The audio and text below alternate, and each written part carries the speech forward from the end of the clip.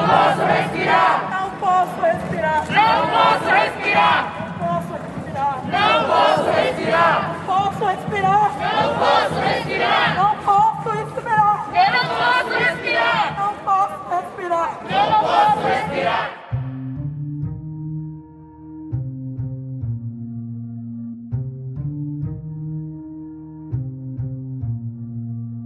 A luta contra o racismo ganhou novo impulso após o assassinato de George Floyd nos Estados Unidos, denunciando a violência policial em todo o mundo. Mas as discussões que chegaram com força, seja na TV ou nas redes sociais, não nasceram hoje. Muitos dos conceitos, leis e avanços conhecidos por nós, como as cotas raciais, foram pensadas durante décadas por militantes do movimento negro e movimento de mulheres negras do Brasil. Muitas dessas concepções foram defendidas durante a terceira Conferência contra o Racismo, organizada pela ONU em Durban, África do Sul, no ano de 2001. Passados 20 anos da mais importante conferência contra o racismo, quais são os desafios que ainda persistem em nosso país?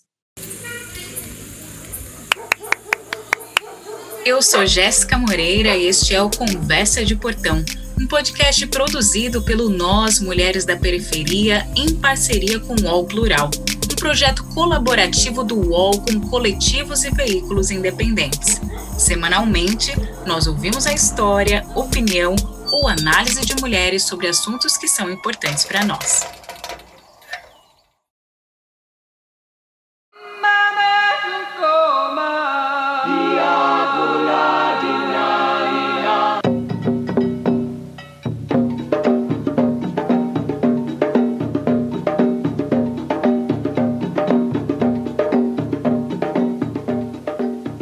Palco histórico de sangrentos conflitos na época do apartheid, hoje o laboratório de um imenso experimento social de convivência e integração, a cidade sul-africana de Durban foi escolhida para sediar a Conferência Mundial contra o Racismo, a Discriminação Racial, a Xenofobia e Intolerâncias Correlatas.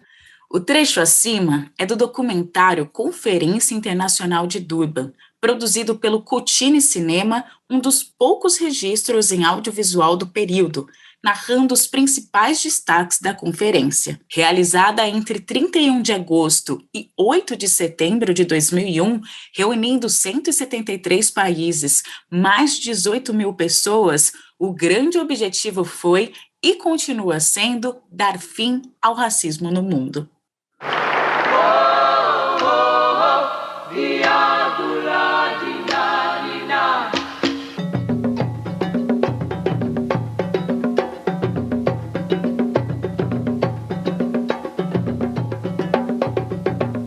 Os brasileiros assinalaram sua participação na conferência, levando a Durban a maior de todas as delegações. Cerca de 250 pessoas, em sua maioria representando as diversas organizações do movimento negro, ao lado de mulheres, indígenas, homossexuais e outros grupos historicamente discriminados. Para falar sobre a construção desse momento tão importante internacionalmente e fazer um balanço desses 20 anos, é que recebemos no nosso portão Edna Roland, a relatora oficial de Durban, a primeira mulher negra brasileira a ser relatora de uma conferência da ONU. Psicóloga de formação e uma das militantes históricas do movimento negro, do movimento de mulheres negras e também do movimento feminista, Edna também atuou contra a ditadura civil-militar. Foi cofundadora do Coletivo de Mulheres de São Paulo, do Guelé-10 e da Fala Preta. Também integra o grupo de especialistas eminentes e independentes das Nações Unidas que acompanham a implementação da Declaração de Durban. Edna, muito obrigada por topar nosso convite. Seja muito bem-vinda. Olá, Jéssica. Muito obrigada pelo convite e pela oportunidade de estar aqui conversando com você e com a sua audiência.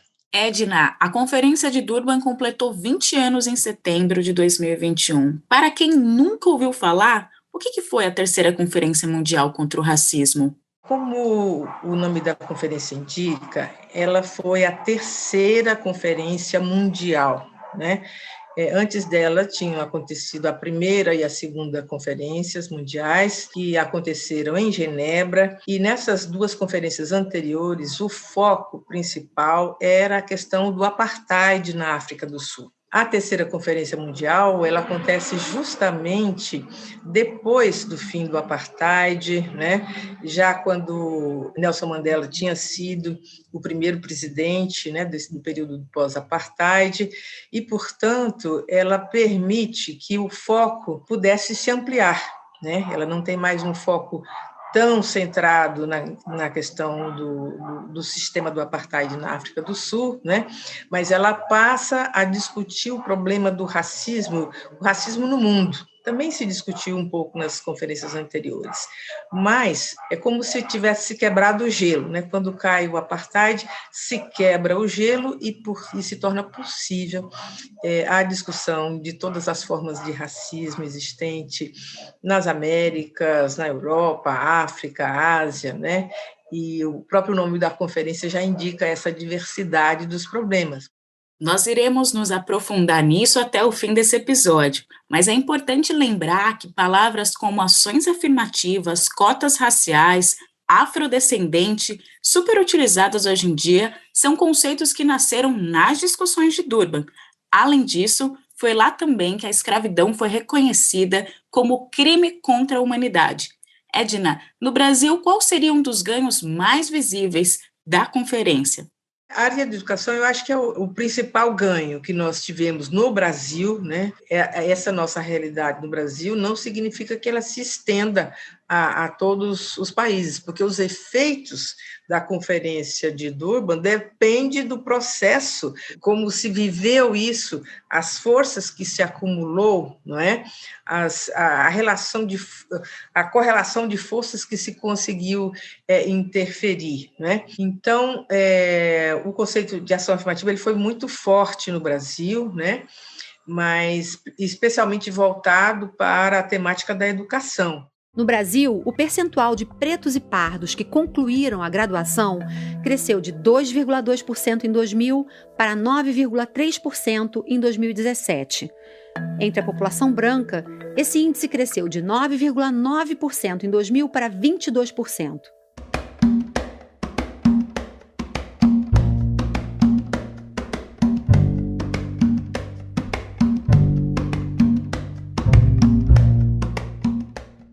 Uma conferência mundial como a que ocorreu em Durban exige uma preparação muito grande anteriormente. A ONU anunciou sua realização em 1997. Pelo menos nos 2 anos que antecederam o evento, aconteceram atividades de norte a sul do país, impactando militantes, estudantes, especialistas e todos aqueles que estavam discutindo a questão racial.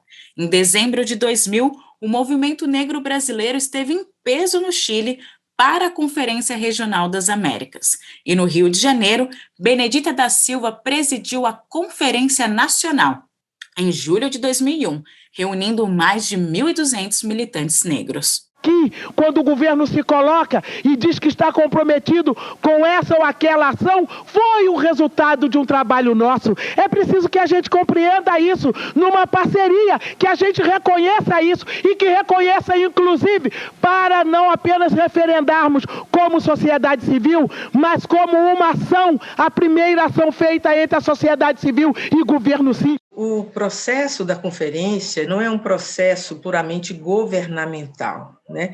É um processo que envolve os governos e envolve a sociedade civil, né? Representada por todos os interessados. É um processo que, é claro que há limites aí do ponto de vista quantitativo, mas diferentes atores sociais e políticos estiveram presentes participando deste processo, né? No Brasil, o processo preparatório, eu creio que ele começa uns 2 anos antes, mais ou menos, e implica na participação de diversos atores do movimento social, e não apenas do movimento negro e do movimento de mulheres negras, né? também participaram povos indígenas, também participaram ciganos, também participaram outras minorias, seja minorias étnicas ou nacionais, né, que tinham interesse nessa questão, né. Do ponto de vista do movimento negro, veja que um marco muito importante anterior foi o centenário da abolição, em 1988, quando nós fizemos grandes manifestações ainda regionalizadas, 88. Em 1995, portanto, aí 6 anos antes do final da Conferência de Durban, porque, como eu disse, o processo começa uns 2 anos antes, nós tivemos a marcha nacional pelo tricentenário de Zumbi. Então, no tricentenário de Zumbi, que é 1995, nós tivemos a primeira ação política nacional do movimento negro. Queremos escolas, queremos emprego! Negro também quer poder! Por quê? Negro também quer poder! A marcha não pode parar! Avança que não para o trânsito! Reaja, violência racial! Palmares, Zumbi, assim eu resisti! Zumbi vive, racismo não! Zumbi vive, racismo não! Você acabou de ouvir o registro da marcha Zumbi dos Palmares pela Cidadania e a Vida, realizada em 1995 em Brasília, onde pelo menos 30 mil pessoas do movimento negro e também seus apoiadores estiveram presentes. Foi no processo para a marcha que o Brasil começou a levantar dados pelo Instituto de Pesquisas Aplicadas, o IPEA, demonstrando que a tal democracia racial nunca tinha existido no país. A força dessa incidência resultou no Grupo de Trabalho Interministerial para a Valorização da População Negra, coordenado pelo professor Hélio Santos, o que intensificou o diálogo do movimento negro, tanto com o governo quanto com a sociedade, ampliando a discussão sobre racismo estrutural no país. Nós queremos que esse Brasil mostre a sua cara negra, que mostre a sua cara com graça, que mostre a sua cara com graça, que mostre também a mulher brasileira. Nós, mulheres negras! As mulheres negras foram fundamentais para a internacionalização dessas pautas, construindo os caminhos que as levariam até Durban mais tarde. Nos anos 90, o Brasil foi palco da Conferência do Meio Ambiente, conhecida como Rio 92, sendo a estreia das mulheres feministas na ONU, mesmo que baixa já houve ali a participação de mulheres negras. Em 1994, a própria Edna e outras mulheres estiveram no Cairo, Egito, para a Conferência sobre População e Desenvolvimento, onde Edna representou a Rede Feminista de Saúde e Direitos Humanos, levando um documento elaborado pelas mulheres de todo o Brasil em seminário histórico realizado em Tapecerica da Serra, São Paulo. E as mulheres brasileiras também se fizeram presentes na Conferência Mundial sobre a Mulher, em Pequim, China, em 1995. Era um momento de uma efervescência de discussões sobre os mais diversos temas ligados aos direitos humanos. E as mulheres negras foram grandes articuladoras nesse período, fazendo a intersecção entre a questão racial, de gênero e demais temáticas.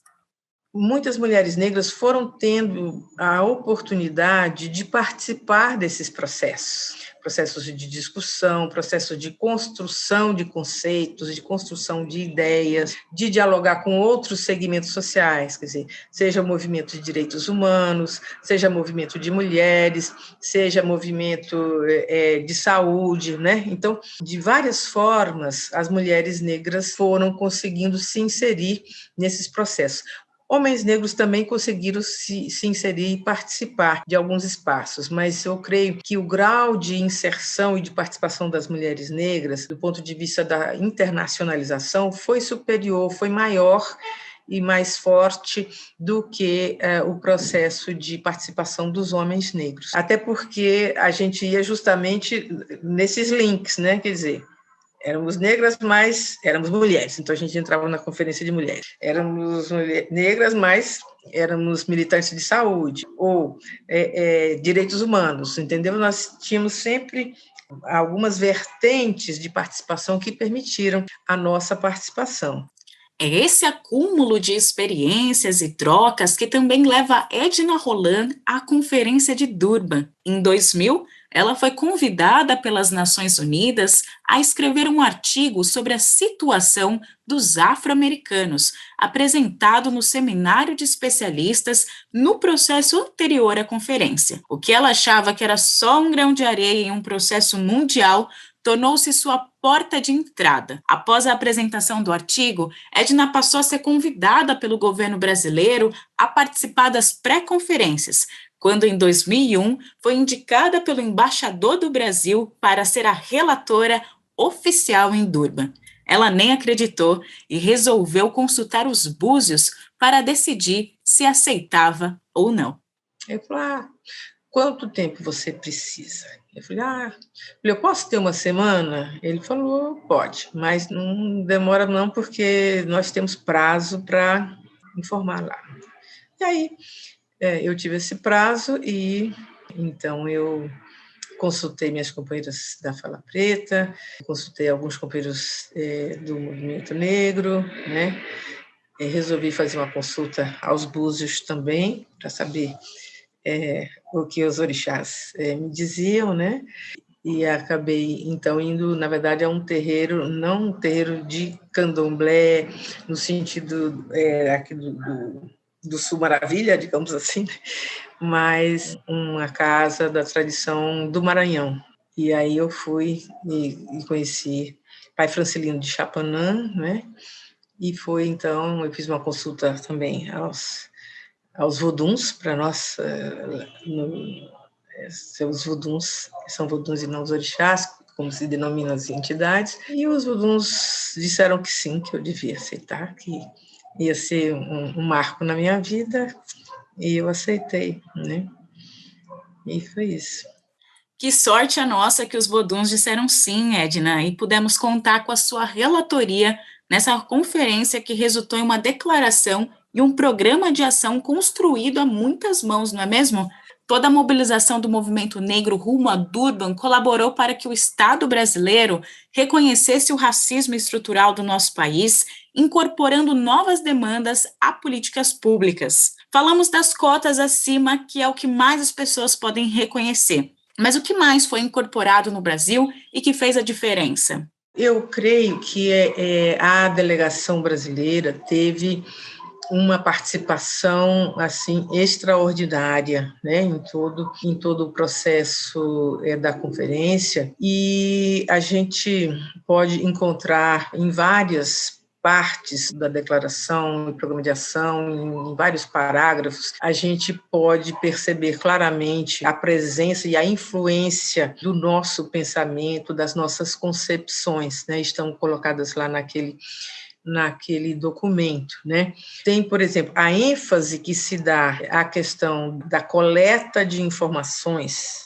da produção de informação, para poder, a partir daí, se formular as políticas públicas que são necessárias para a superação do racismo, é impressionante, né? Quer dizer, é muito forte todos os parágrafos que estão presentes, em que se fala dos dados, em que se fala de fundamentar as políticas públicas no conhecimento da realidade social, né? Isso é o mérito, sem dúvida, é um mérito do Brasil. Você pode ler um dos trechos que ajudou a escrever? Solicita aos estados que, apoiados em seu caso pela cooperação internacional, considerem favoravelmente a possibilidade de concentrar novas inversões em sistemas de atenção sanitária, educação, saúde pública, eletricidade, água potável e controle do meio ambiente, assim como em outras medidas de ação afirmativa ou positiva nas comunidades integradas principalmente por afrodescendentes. Então, é uma concepção de ação afirmativa, como eu não sei se ela está formulada em outros lugares, entendeu? Esse parágrafo fui eu que elaborei, por isso eu lembro dele com tanta clareza e força, não é? Porque é uma maneira de conceber a ação afirmativa de uma outra forma. Primeiro que esse parágrafo contém a compreensão de que os nossos problemas são estruturais, né? Para resolver os problemas que os afrodescendentes sofrem, tem que se mexer na estrutura das sociedades.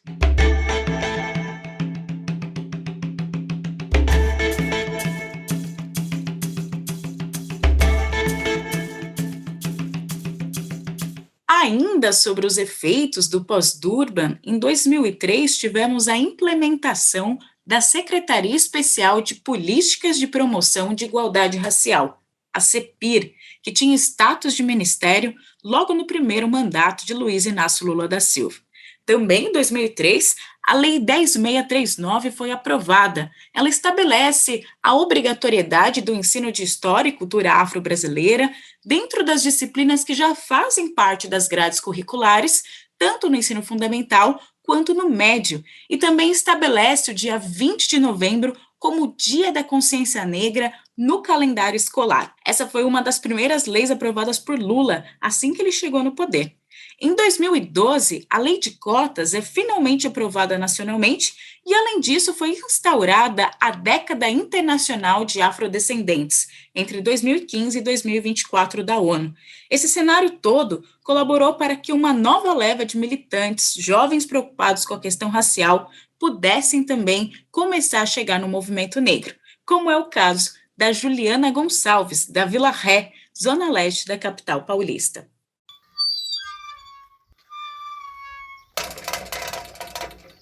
Chegando aqui no portão da Juliana Gonçalves, que é jornalista, mestranda em estudos culturais na USP, onde investiga o significado do bem viver para mulheres negras, e também ela é uma das militantes e organizadoras da Marcha das Mulheres Negras de São Paulo.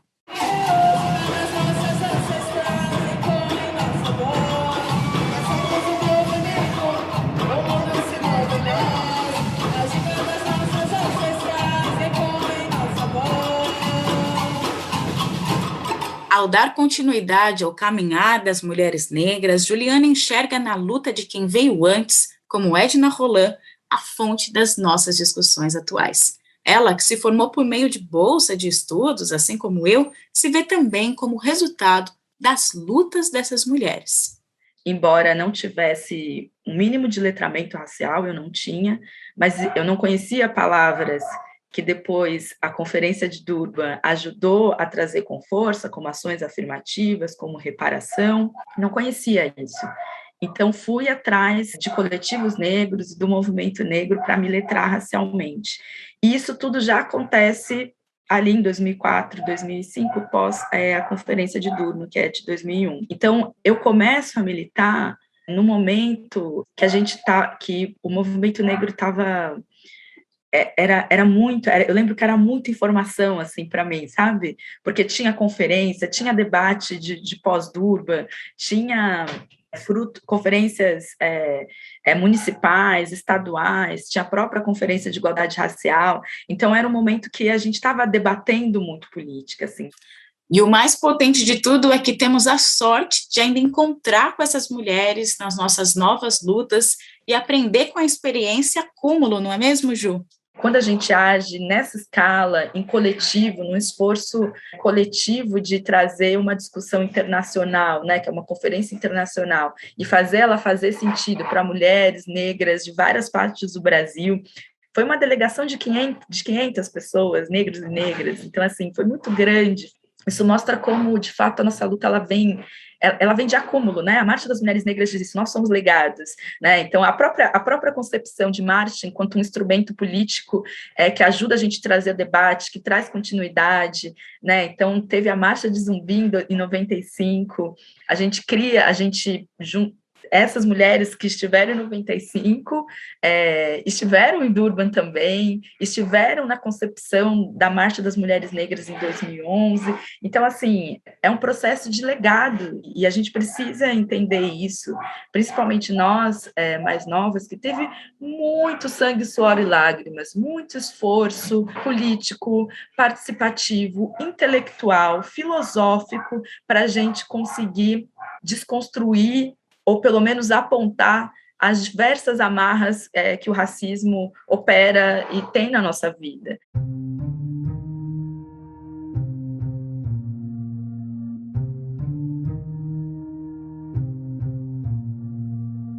Mesmo tendo nos impactado positivamente, infelizmente a condição de negros e negras ainda não avançou tanto quanto deveria. Claro que não foi por falta de luta do movimento negro e das mulheres negras, que a cada dia intensificam ainda mais as nossas pautas. A população brasileira possui cerca de 212 milhões de habitantes, sendo 56% de negros, entre pretos e pardos. Mesmo assim, ainda não acessamos direitos fundamentais e sofremos com a violência contra os nossos corpos. No Brasil, dados do Ministério da Saúde apontam que as hospitalizações de pretos e pardos com síndrome respiratória aguda grave representam 23,1% do total, mas as mortes dessas parcelas da população somam 32,8% do total.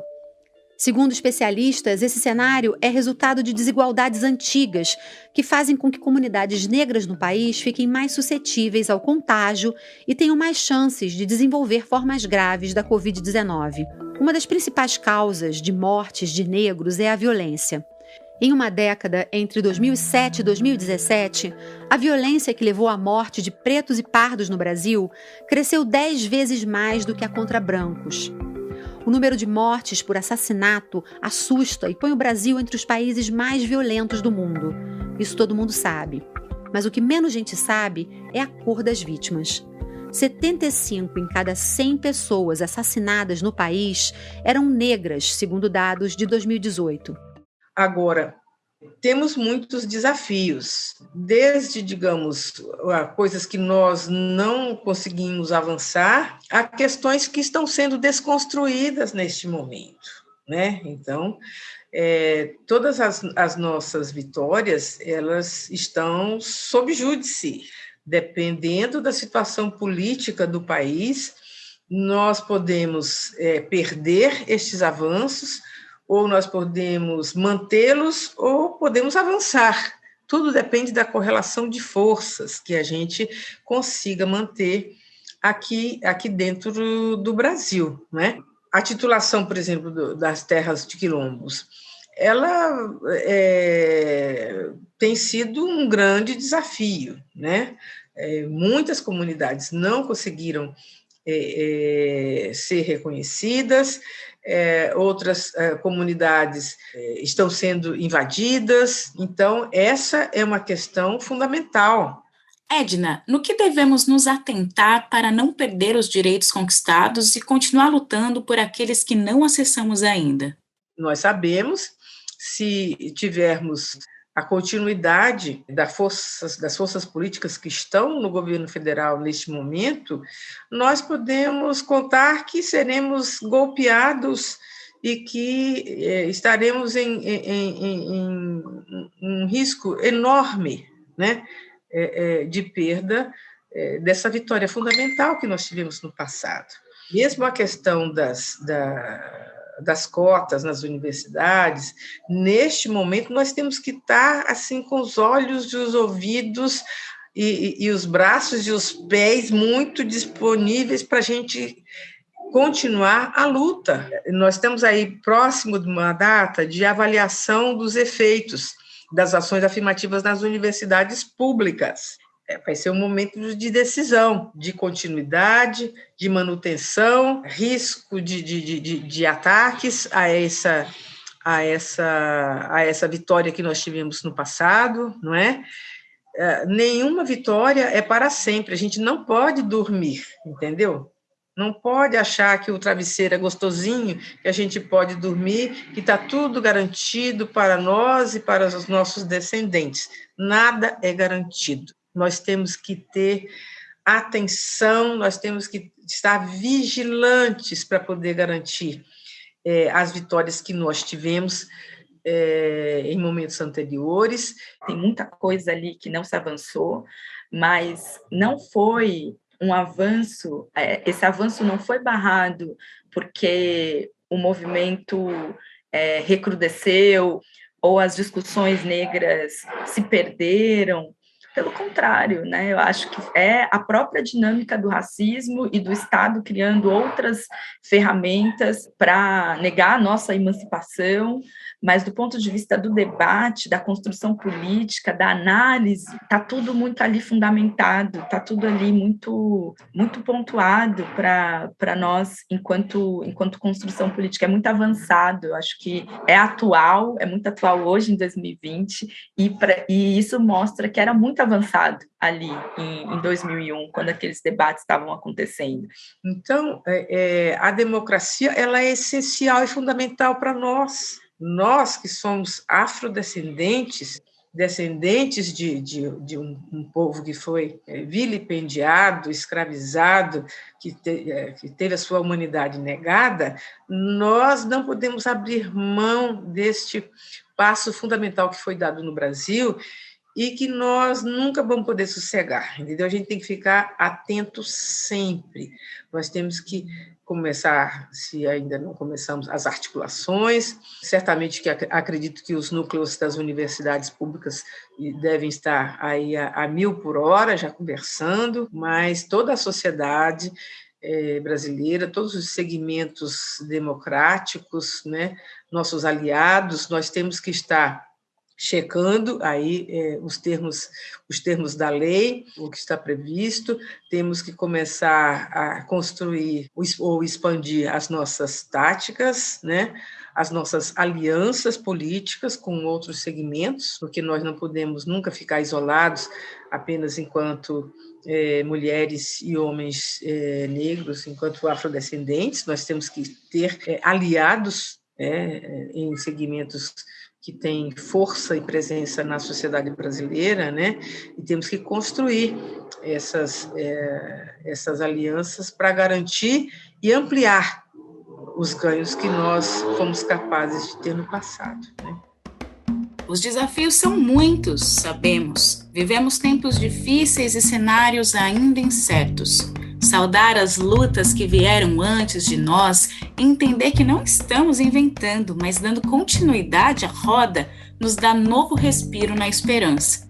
Mulheres negras como Edna Roland, que enfrentou a ditadura militar e tantos outros obstáculos, nos inspiram e fortalecem. Eu, enquanto uma mulher negra, da periferia, beneficiária da política de cotas do ProUni, me vejo como parte do sonho das nossas mais velhas. Precisamos seguir dando continuidade aos passos que vêm de longe e que podem chegar no amanhã.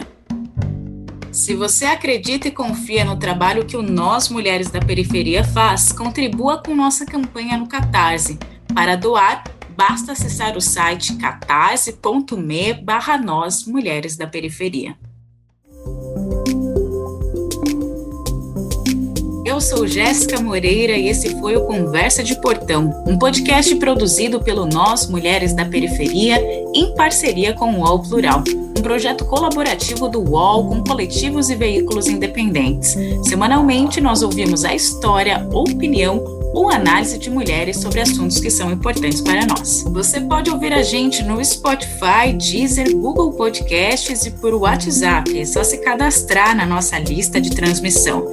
Esse episódio foi produzido por Carol Moreno, trilha sonora por Trilhará, roteiro e narração por mim, e nesse episódio utilizamos áudios do acervo da Coutine, IP Vídeo Produção e Comunicação do acervo Organização da Marcha Zumbi dos Palmares, BBC Brasil e Carta Capital. Hoje eu fico por aqui e até a nossa próxima Conversa de Portão.